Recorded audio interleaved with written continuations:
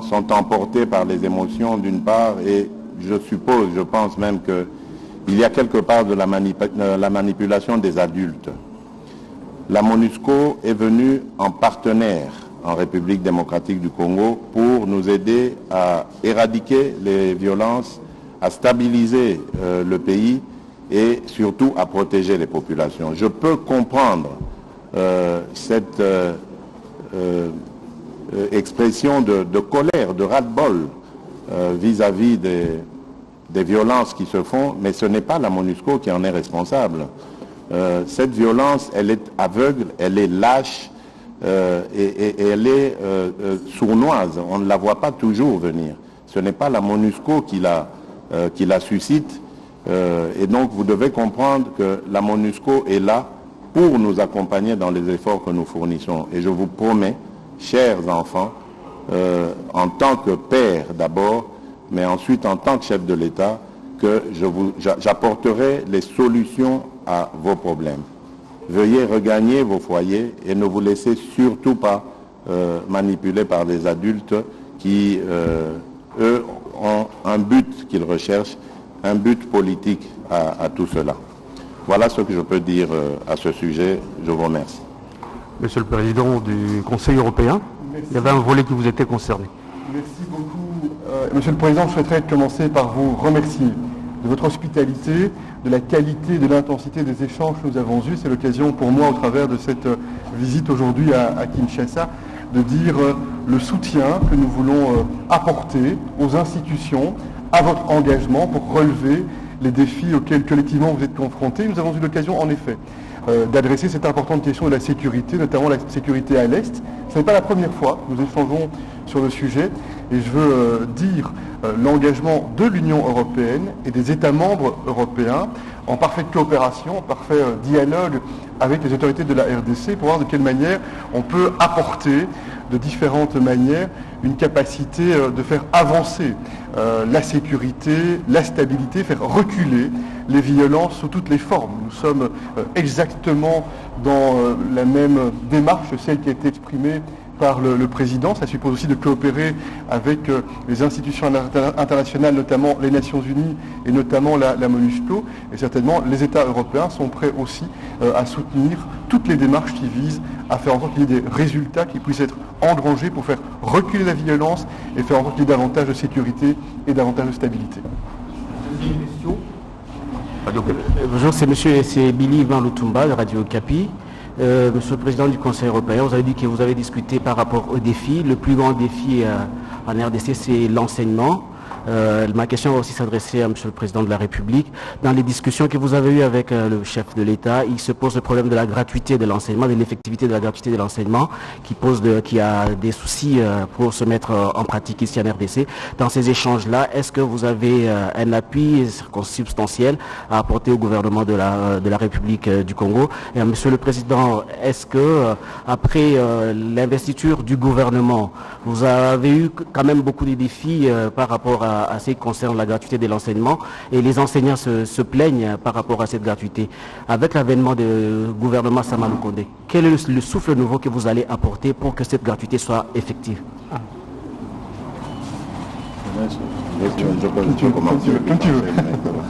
Bien, merci.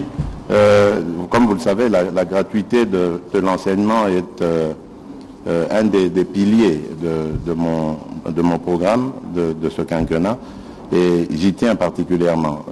Vous savez que c'est dans des conditions difficiles, quasi impossibles, que nous l'avons lancé en 2019.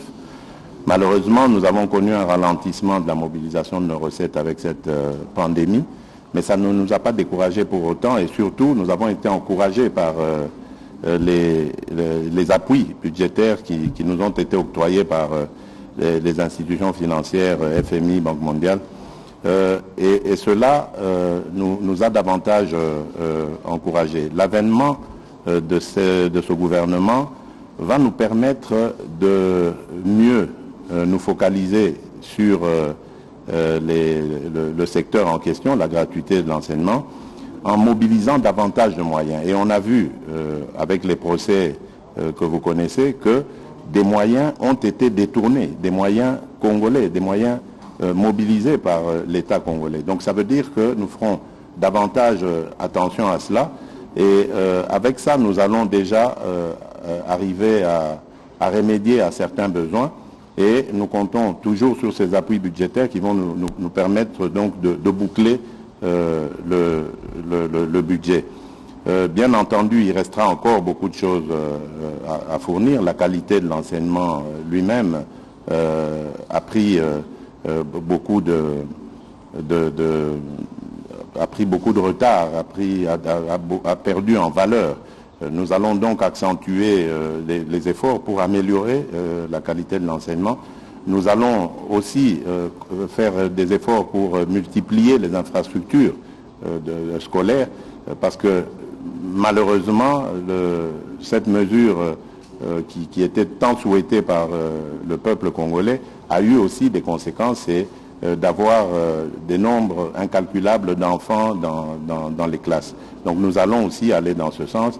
Et le partenariat justement avec l'Union européenne, c'est celui-là aussi, celui d'obtenir des accompagnements, du soutien, des conseils, de l'encadrement, du renforcement de nos capacités pour y faire. Donc je pense que je reste optimiste et nous allons réussir à relever ce défi. Merci beaucoup. L'éducation est un levier puissant pour le développement, pour le progrès, pour la capacité de relever le défi. Et en cela, nous voulons soutenir l'ambition très forte qui a été exprimée par le président dès son entrée en fonction, dès son entrée en responsabilité. Et on a eu l'occasion dans nos échanges d'aborder de manière plus opérationnelle, plus concrète, de quelle manière, notamment au travers des programmations pour le partenariat entre la RDC et l'Union européenne sur le plan bilatéral, on peut identifier les secteurs, les thèmes pour lesquels on veut être un partenaire loyal, solide et engagé. Nous voulons soutenir parce que nous savons qu'il y a des défis importants. Nous savons que le président et le gouvernement qui vient de s'installer a une vision avec un certain nombre de priorités qui doivent être relevées au départ des autorités, au départ des institutions. Et l'Union européenne veut s'inscrire dans une démarche de partenariat et de soutien. Il y a la dimension économique qui est importante. Faire en sorte, et le Covid-19 est un choc qui frappe le monde, et ce pays n'échappe pas, faire en sorte que l'on puisse investir pour les infrastructures, investir pour attirer du secteur privé à croire dans le pays et à développer de l'activité, développer de l'emploi. Il y a la dimension de l'éducation qui a été mentionnée, il y a la dimension de la santé, on en a parlé également beaucoup, parce que pour le bien-être de la population, la capacité de faire progresser les infrastructures, de faire progresser la qualité pour les soins de santé est aussi un enjeu extrêmement important. Et on a aussi abordé, je n'y reviens pas, la question de la sécurité, parce que la sécurité et la stabilité sont aussi les conditions pour réussir à faire en sorte que l'on progresse. Voilà quelques-uns des axes autour desquels nous avons travaillé ce matin, avec l'engagement de rester étroitement en relation avec les équipes diplomatiques, avec les équipes gouvernementales, pour un rythme régulier, voir de quelle manière nous réussissons à faire en sorte que le soutien qui est apporté, que le partenariat qui est déployé engendre des résultats perceptibles, tangibles pour la population. C'est vraiment ça le sens de la démarche dans laquelle nous voulons inscrire cette relation bilatérale entre la RDC et l'Union européenne. Troisième question, la Voix de l'Amérique. Bonjour messieurs, Anastasie Toudier chez La Voix de l'Amérique, Voice of America. Vous avez individuellement, l'un et l'autre, fait état de votre engagement et de vos préoccupations quant aux questions environnementales. Vous, Monsieur le Président Tshisekedi, quant au trésor que recèle la RDC à mettre en valeur en termes d'environnement, et vous, Monsieur Michel, quant à l'empreinte carbone. Partant, on voit là très clairement qu'il y a une espèce d'alliance objective entre la RDC, et en tout cas potentielle, entre la RDC et l'Union européenne. Est-ce que vous avez pris des engagements, dégagé des pistes? Est-ce que vous avez de bonnes nouvelles sur l'environnement à nous annoncer, étant donné que nous sommes quand même dans le pays qui est qui détient le deuxième poumon du monde? Vous terminez par l'un des arguments que j'ai avancé, justement, celui du plaidoyer pour le Congo, le bassin du Congo, qui a le massif forestier en importance, qui vient en deuxième place au monde après l'Amazonie. Et nous avons toujours l'impression que depuis des années, le monde est tourné plus vers l'Amazonie que le bassin du Congo qui a énormément de potentialité et qui contribue très efficacement à la lutte contre le changement climatique. Et pour ça, nous avons besoin d'accompagnement dans la gestion de nos forêts, nous en avons parlé. Mais également, j'avais plaidé lors de ma participation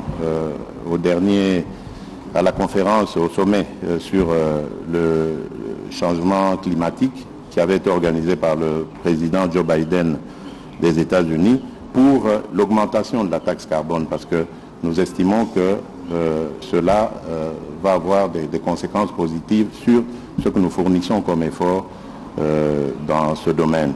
Et donc de ce côté-là, soyez tranquilles, j'ai trouvé des oreilles attentives et surtout des défenseurs de cette cause qui est la mienne, celle de faire comprendre au monde que le bassin du Congo regorge du deuxième poumon du monde en importance. Donc nous avons vraiment besoin d'un accompagnement pour lutter contre cette déforestation, pour davantage développer la biodiversité qui va contribuer justement à maintenir le climat. Depuis plusieurs années, l'Union européenne est très mobilisée sur la question du climat, sur la question de l'environnement, sur la question de la biodiversité. Ainsi, l'Union européenne, il y a quelque temps, a pris un engagement extrêmement ambitieux, celui de faire de l'Union européenne le premier continent neutre sur le plan climat. Et dans ce cadre-là, dans le sommet auquel nous avons participé ensemble, organisé par Joe Biden, j'ai eu l'occasion d'insister sur l'importance d'une perspective internationale du prix du carbone. Et dans ce cadre-là, naturellement, nous mesurons parfaitement le partenariat qui doit pouvoir se développer de façon très opérationnelle et concrète entre la RDC et l'Union européenne, en lien avec ses ressources naturelles, en lien avec ses ressources forestières, en lien avec la gestion durable. Et nous voyons bien toutes les difficultés, toutes les contraintes, mais aussi la volonté de s'impliquer.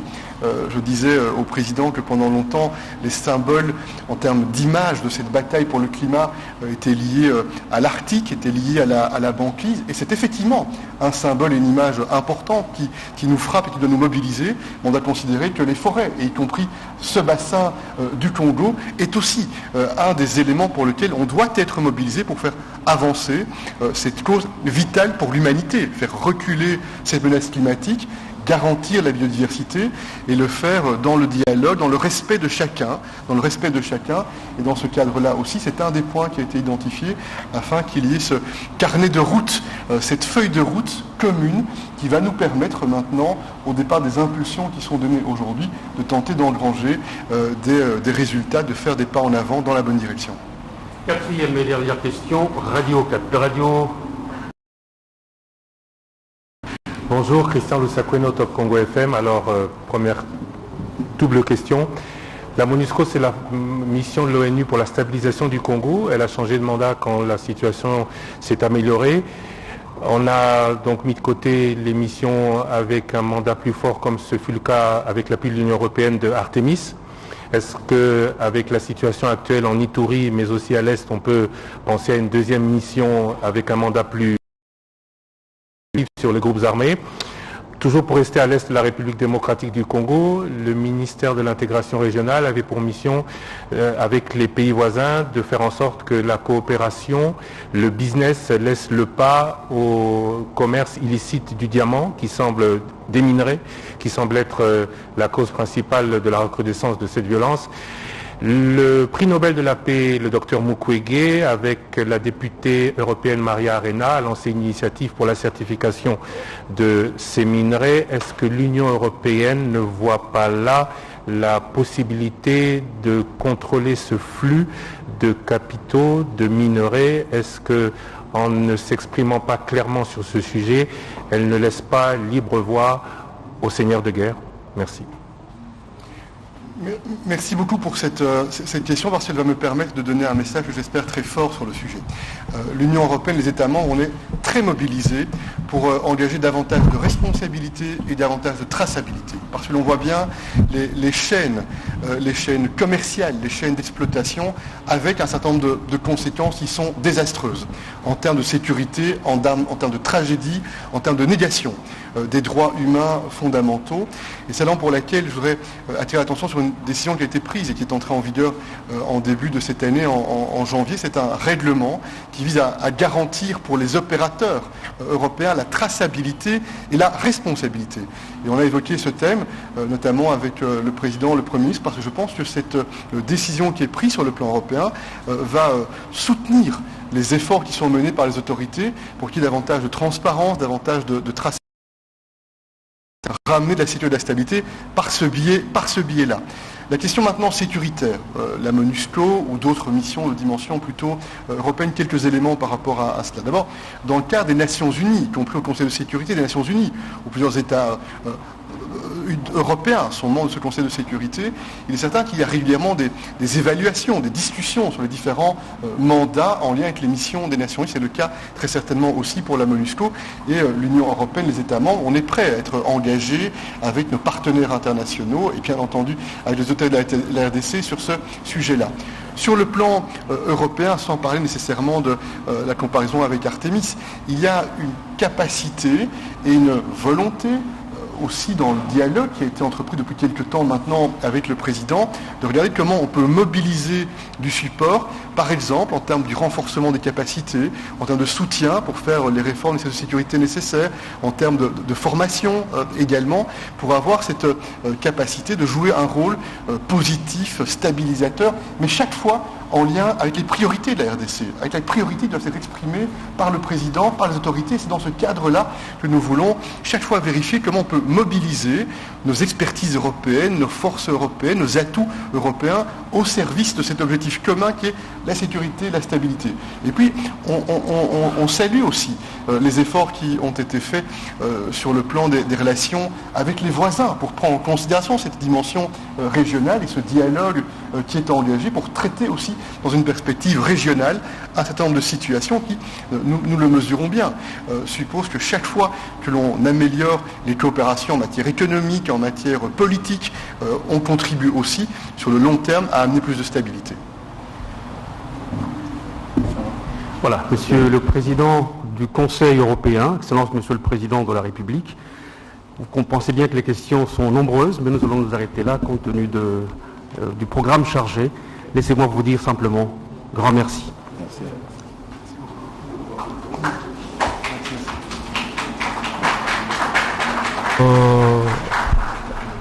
Les interventions du président de la République, Félix-Antoine Tshisekedi Tshilombo, président de l'Union africaine, et de M. Charles Michel, le président du Conseil européen, intervention relative aux préoccupations de la presse ici présente au Palais de la Nation. Et je retiens une chose du président de la République, un message fort adressé à la population de Béni, la population de l'Ituri, la population du sud et du nord Kivu. Les chefs de l'État est plus que jamais déterminé à restaurer la paix dans ces parties du territoire national. Et c'est un engagement fort, il l'a dit et il l'a également répété aujourd'hui. Il va se rendre sur place à l'est du pays et pour compatir au malheur qui frappe les différentes victimes de ces atrocités causées par les groupes armés. Il raccompagne donc là à travers ces images et cet échange avec les protocoles, il raccompagne Charles Michel qui prend part à bord de sa Jeep et qui part.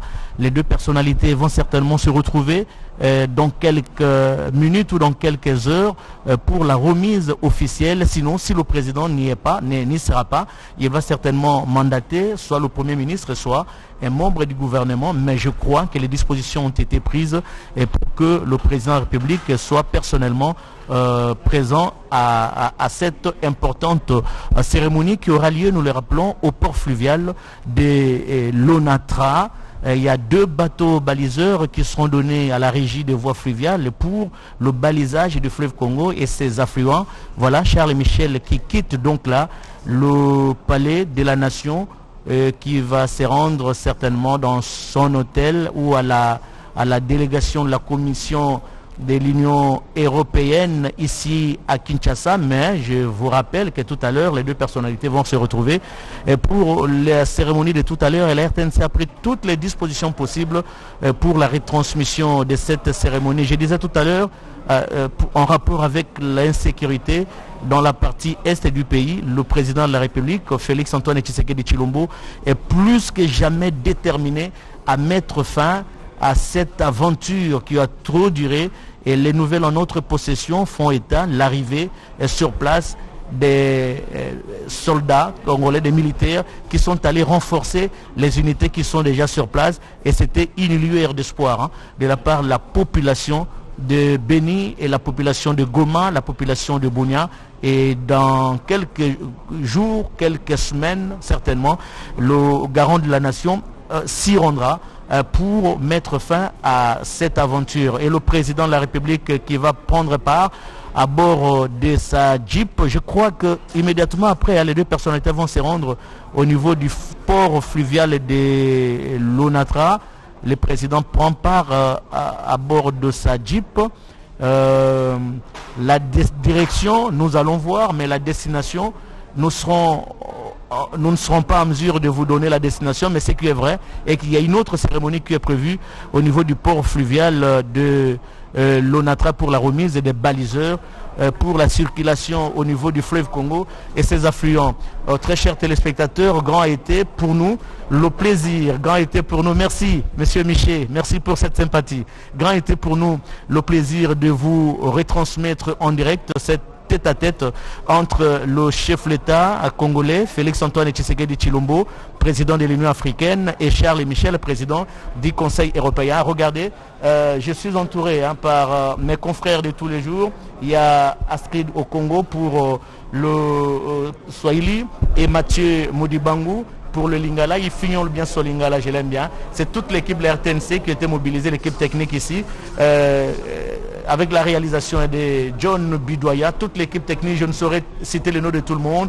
J'ai dit bonjour et merci, et surtout au directeur général de la RTNC, Ernest Kabila. Merci également au ministre de l'Information, Patrick Mouyaya, qui vient d'arriver et qui a trouvé un secteur avec beaucoup de problèmes. J'espère qu'il a la capacité de les résoudre parce que les compétences, il y en a. Il suffit d'une simple volonté politique pour que les choses changent. Grand merci à toutes les stations provinciales qui nous ont pris en relais et télévisions partenaires qui nous ont pris en relais. Merci à l'équipe technique qui est sur place à la RTNC Lingwala. Merci. Nous allons remettre l'antenne momentanément à la RTNC Lingwala pour chercher Edith Tchala afin de couvrir la cérémonie de tout à l'heure de remise des deux baliseurs à la République démocratique du Congo. Merci et au revoir.